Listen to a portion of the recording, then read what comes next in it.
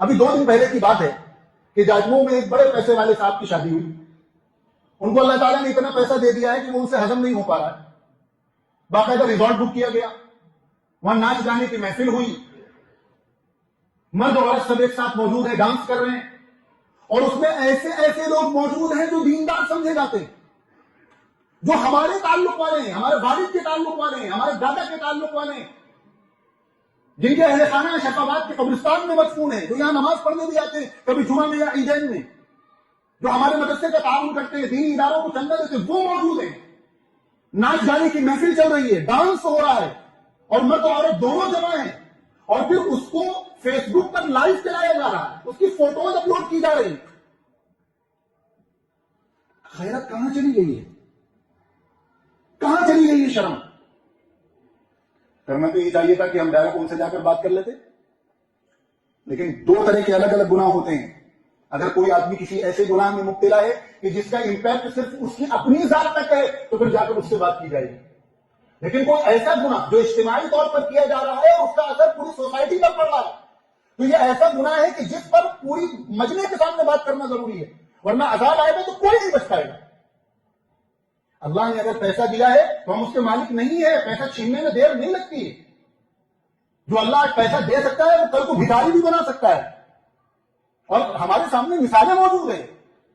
جو بڑی عمر کے لوگ ہیں وہ واقعات بتلاتے ہیں کہ ایسے لوگ ابھی موجود ہیں جنہوں نے اپنی زندگی میں خود اپنے ساتھ دونوں دور دیکھے ہیں کہ بچپن میں بہت غریب تھے اور جب گئے ہیں تو ارب پتی بن کر گئے ہیں, اور ایسا دور بھی دیکھا ہے کہ ان کا بچپن تو بہت عالیشان گزرا ہے, لیکن جب ان کی موت ہوئی ہے تو ان کے جنازے کے لیے ان کے بچوں کو دوسروں سے قرض مانگنا پڑا, ان کو کفن دفن دینے کے لیے. تو پیسے پر اتنا اترانا نہیں چاہیے کہ اللہ کے خلاف اعلان بغاوت کر دیں. اور جاجموں جیسا علاقہ جہاں اتنی مسجدیں ہوں, جہاں اتنے مدرسے ہوں, مکاتب چل رہے ہوں, اور دین کا کام ہو رہا ہو, داڑھی ٹوپی والے موجود ہوں, دینی شوق ہو لوگوں کا, جو 90% سے زیادہ مسلم میجورٹی علاقہ ہو, اس علاقے میں کھلم کھلا ریزورٹ بک کر کے ایک مسلم فیملی ناچ گانے کا پروگرام کرے, اور اس میں مرد و عورت سب جمع ہو, اور وہاں ڈانس ہو, اور اچھے اچھے دیندار داڑھی والے وہاں بیٹھے, اور خطبہ چل رہا ہے, اور ساری چیزیں چل رہی ہیں, اور اس کو فیس بک پر لائیو کیا جا رہا ہے. مطلب اللہ میاں کو منہ چڑھایا جا رہا ہے کہ آپ جو کرتے میں نے کر لیجیے, ہم تو بات نہیں آئیں گے. روزانہ اپنی آنکھوں سے دیکھ رہے ہیں کہ مسلمان کن حالات سے گزر رہے ہیں, امت کن حالات سے گزر رہی ہے. لوگوں کے پاس کھانے کو پیسے نہیں, ایک وقت کا کھانے کے بعد دوسرے وقت کی گارنٹی نہیں ہے کہ مل پائے گا کہ نہیں مل پائے گا. اپنی آنکھوں سے رات دن موتیں ہوتی دیکھ رہے ہیں, پھر بھی بالکل اللہ کا ڈر ختم ہو گیا ہے, خوف ختم ہو گیا ہے, جہنم کا خوف ختم ہو گیا ہے, اللہ کے سامنے حساب کتاب دینے کا احساس ہی ختم ہو گیا ہے. اور آج ہمارا یہ حال ہے تو ہماری آئندہ آنے والی نسلیں تو اسلامی کو چھوڑ دیں گی, دینی کو چھوڑ دیں گی. اگر آج کے ہمارے اس مجمع میں ایسا کوئی ہے جس نے وہ شادی اٹینڈ کی ہے تو اللہ سے معافی مانگے.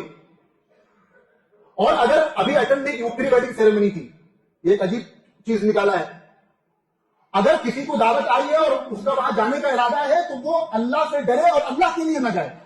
اور بدلائے کہ میں آپ کی شادی میں اس لیے نہیں آیا کہ آپ نے اس طرح کا اجتماعی گناہ کیا ہے جس پر اللہ عذاب نازل فرماتے ہیں پوری قوموں پر.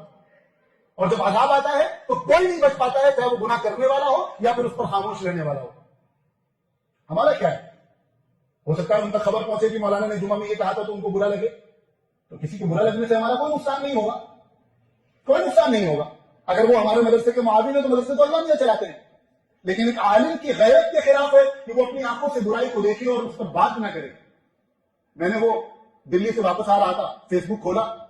تو وہ ہمارے ہی تعلق والے ہیں, جاننے والے, وہ اس کو لائیو چلا رہے تھے بہت مزے سے, فخریہ خوش ہو کر لائیو چلا رہے تھے. تو پہلے تو مجھے یہ لگا, پہلے تو چہرہ دیکھ کر شوق ہوا کہ ایسے ایسے لوگ یہاں موجود ہیں, اس مجلس میں موجود ہیں, یقین نہیں کر سکتے, یہ تو دیندار سمجھے جاتے ہیں. پھر یہ لگا شاید یہ پروگرام کہیں اور ہو رہا ہوگا, وہاں گئے ہوں گے, کسی اور کی شادی ہوگی. پھر ایک صاحب نے مجھے واٹس ایپ پر بھیجا کہ یہ فلانے صاحب کی شادی ہے اور فلاں ریزورٹ جو جاجموں میں ہی ہے اسے بک کر کے وہاں یہ پروگرام کیا گیا ہے. 2 دن ہو گئے کہ عجیب بے چینی, رات کی نیند آ رہا ہوں. میں نے اپنے ساتھیوں سے کہا کہ مجھے جہاں موقع ملے گا میں اس کا تذکرہ کروں گا, بھائی میرے بس میں تو اتنا ہی ہے, ہم جا کر گربان پکڑ کر تو نہیں روک سکتے,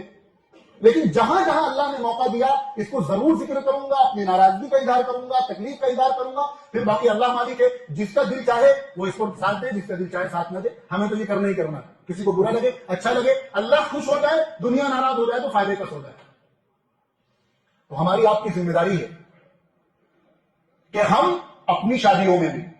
ہر ایسے گناہ سے بچیں جو اس نوعیت کا ہو. ویسے تو ہر گناہ سے بچنا چاہیے، لیکن خاص طور پر ایسا گناہ جو ڈائریکٹ عذاب کو دعوت دینے والا ہو. الگ اعلان جو گناہ ہے، یہ جو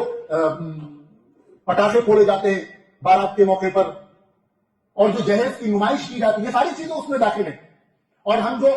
اس کو ہم نے نام رکھ دیا ہے اجتماع کا، کہ مولانا صاحب کو بلایا اور ان سے بات بیان کروایا، اس کے بعد سارے خرافات ہو رہی ہے، یہ سب کچھ اس میں داخل ہے. یہ وقت ہے کہ پوری امت اللہ سے ڈرے اور معافی مانگے اور ایسے گناہوں سے بچے، ورنہ ابھی کم پٹائی ہوئی ہے، ابھی بہت پٹائی ہونا باقی ہے. اللہ تبارک و تعالی ہم کو اللہ سے ڈرنے کی اور دوسروں کو ڈرانے کی، سمجھانے کی توفیق